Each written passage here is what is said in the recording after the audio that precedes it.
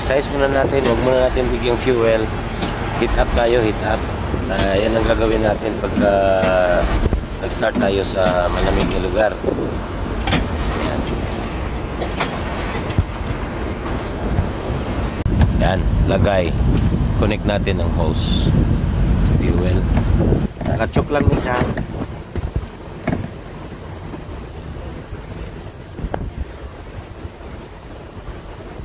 Yan.